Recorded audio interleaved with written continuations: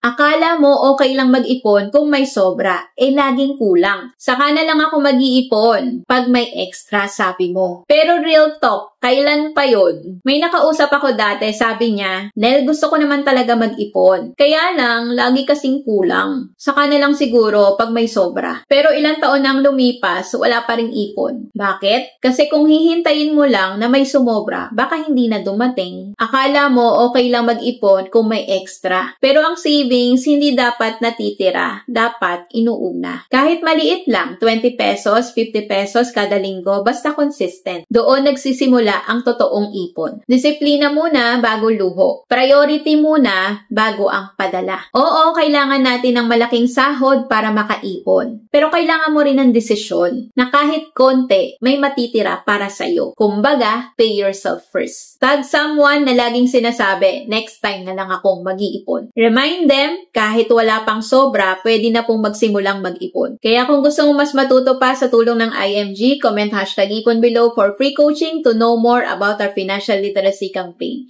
Retire early, live free, kayang-kaya, basta may tamang gabay.